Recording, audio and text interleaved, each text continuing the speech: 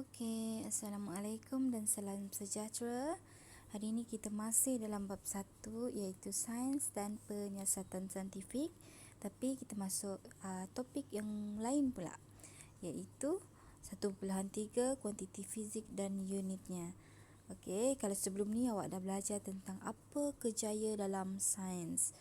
Awak boleh jadi apa dah besar nanti kalau awak belajar tentang sains. Lepas tu awak dah belajar tentang radas dalam makmal. Contoh dia tabung uji, conical flask, termometer. Macam-macam lah awak dah belajar sebelum ni.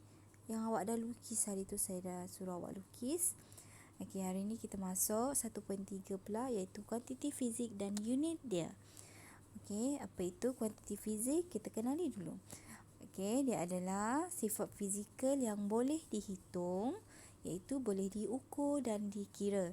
Okey, kalau dia tak boleh dihitung, tak boleh diukur, tak boleh dikira, itu bukanlah kuantiti fizik. Okey. Okey, untuk keseragaman penggunaan, unit sistem antarabangsa ataupun sistem international di units digunakan. Okey, hal ini membolehkan pertukaran data dan pengetahuan saintifik dilakukan ke seluruh negara dunia lebih tepat. Okey, kalau di Malaysia kita gunakan meter, di Australia, di Korea, di Jepun pun kita gunakan unit meter. Okey, jadi dia seragam. Okey, faham? Sekarang kita tengok apa 5 kuantiti fizik asas yang kamu akan belajar. Okey, ada 5 Satu, panjang.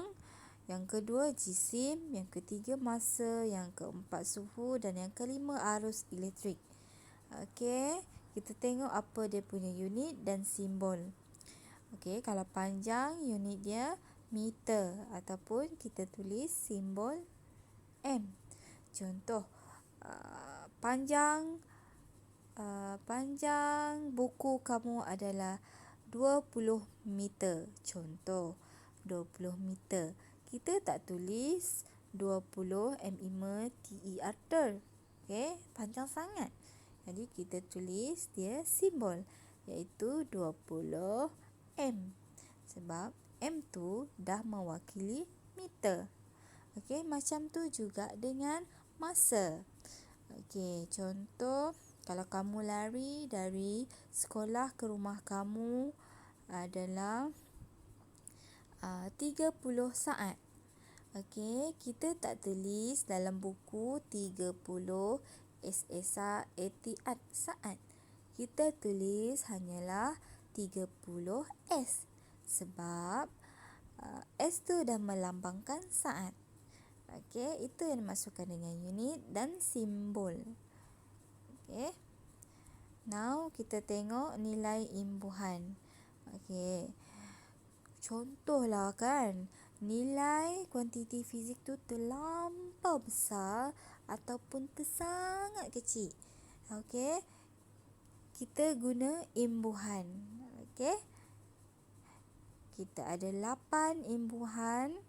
Okey, tengok sini kita ada 8 imbuhan yang kamu akan belajar. Yang pertama, giga, lepas tu mega, kilo, desi, senti, mili, mikro dan nano.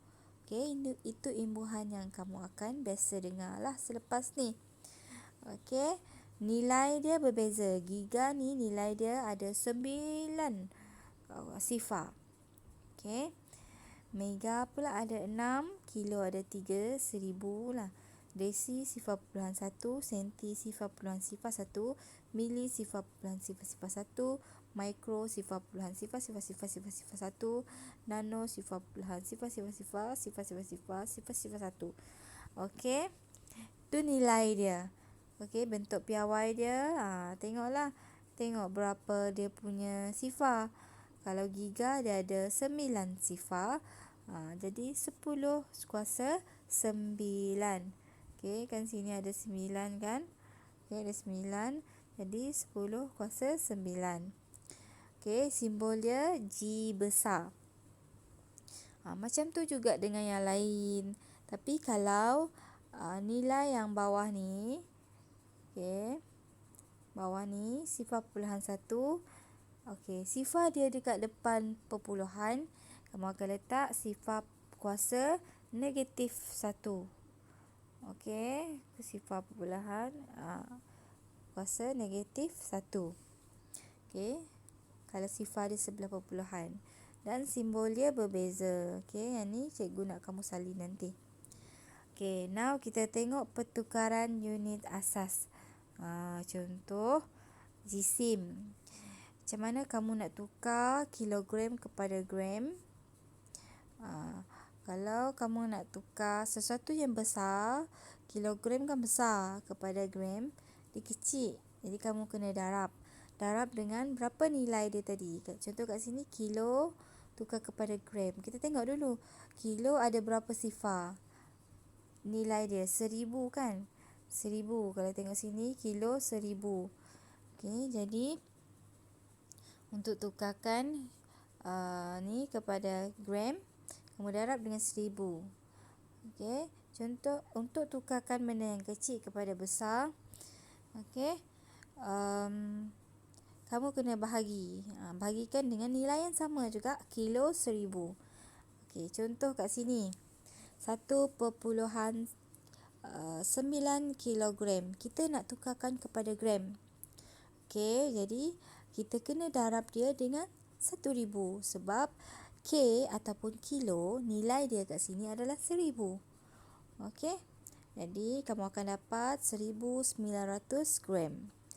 Okey, tu kalau kamu tukarkan sesuatu yang nilai besar kepada yang kecil. Now, nilai yang kecil, kamu tengok nombor 2 ni, nilai yang kecil kamu nak tukarkan kepada nilai yang besar. Okey, contoh dia kat sini 8200 gram, kamu untuk tukarkan kepada berapa kilogram. Kilogram tu besar nilai dia. Jadi kamu kena bahagikan nilai dengan nilai tadi 8200, bahagikan nilai dengan nilai kilo. Kilo kan 1000 nilai dia tadi. Okey, jadi kamu akan dapat 8.2 kilogram. Okey, itu untuk jisim. Now kita tengok panjang. Okey, panjang. Kita tengok kat sini. Dia berbeza Panjang pula meter kan tadi kan? Ada 5 kuantiti asas. Jadi untuk tukarkan kilometer ni, dia sesuatu yang besar daripada meter. Desi dia kecil, senti dia kecil, mili dia kecil. Okey. Jadi kamu kena tengok sinilah table ni, kamu kena ingat table ni. Okey. Untuk tukarkan kilometer kepada meter, darab 1000. Meter kepada desimeter, darab 10. Desimeter kepada sentimeter, darab 10. Sentimeter kepada milimeter, darab 10. Okey, tu kalau kita nak tukarkan benda yang besar kepada yang kecil. Okey, kita darab. Kalau nak tukarkan benda yang kecil kepada besar, kita kena bahagi. Okey, nak panah kat bawah ni. Okey, kita tengok contoh. Okey, contoh dia 80 meter. Kita nak tukarkan kepada sentimeter. Okey, kita tengok dulu kat atas. Nak tukarkan kepada sentimeter, meter kepada sentimeter. Okey, dia ada 2 darab 10 kan kat atas tu. Jadi kamu akan darabkan dengan 100. Okey, kalau dia 2 kali langkah, ada 2 sifar. Darab 10, 1 sifar. Darab 10 lagi, 1 sifar. Kamu maksud dia akan darab dengan 100. Macam tu juga dengan contoh nombor 2, 600 cm. Kita tukarkan kepada meter. Okey. Kamu akan bahagikan dengan 100.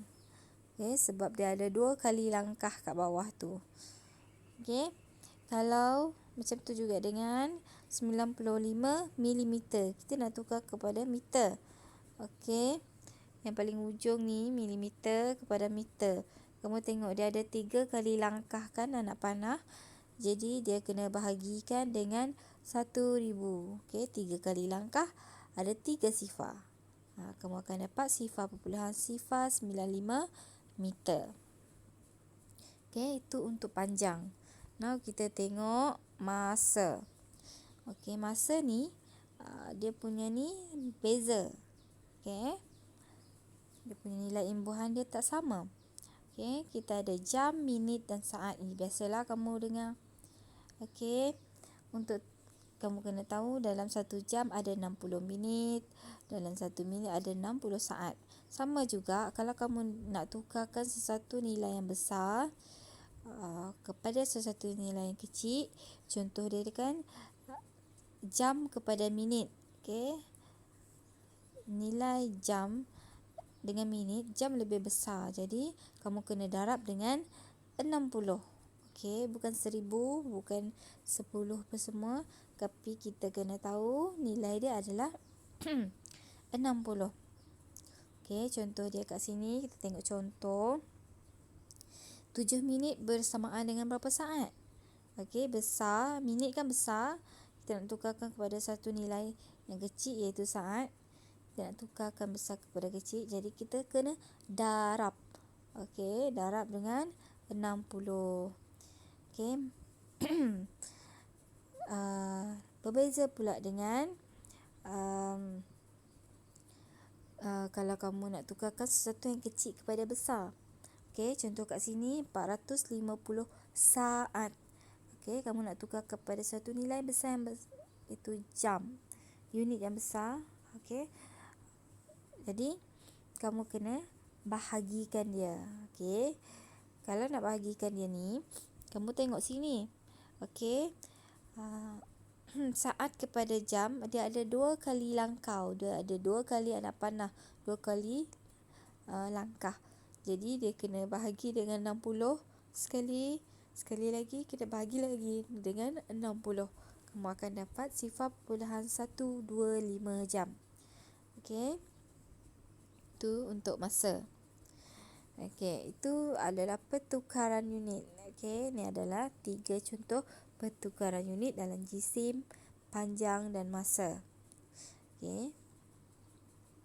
Now kita tengok apa kepentingan unit piawai. Kenapa pentingnya kamu belajar unit piawai, SI unit tadi. Meter, kilogram, ampere, Kelvin. Kenapa? Sebab salah satu dia ketidakseragaman unit dalam kehidupan boleh mendatangkan kekeliruan. Okey, contoh, rakyat di beberapa buah negara menyukat barang dengan menggunakan kati dan tahil. Manakala rakyat di negara lain pula menggunakan cupak, gantang, kaki dan elang. Kan terdapat perbezaan kat situ. Nanti contohkan, cikgu bagi contohlah. Contohlah negara Jepun. Dia sukat jisim menggunakan cupak. Okey. Negara Arab pula dia guna kati.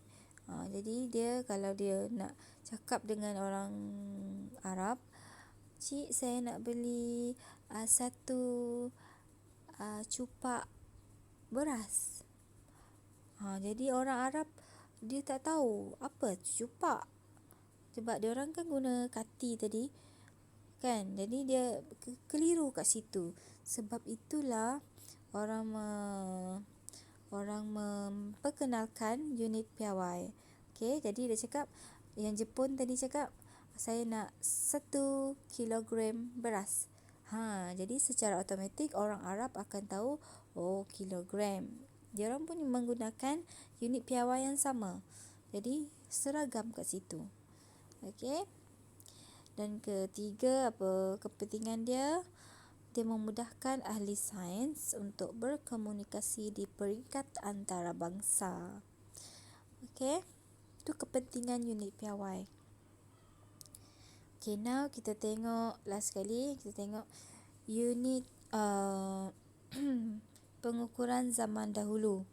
Okay, kalau zaman-zaman dulu dia tak guna pun meter ni. Okay, dia guna jengkal tangan. Contoh dia nak ukur berapa panjang meja. Dia guna dia punya jengkal tangan yang A ni. Okey. Lepas tu dia nak ukur pula berapa besar rumah ni. Dia guna depa. Okey, B ni. Okey. Tu zaman dahulu. Zaman sekarang kita dah canggih. Okey, kita dah ada unit piawai, kita dah ada meter, kita dah ada kilogram, apa semua. Okey, itu sahaja untuk pembelajaran hari ini. Okey, sekian, terima kasih.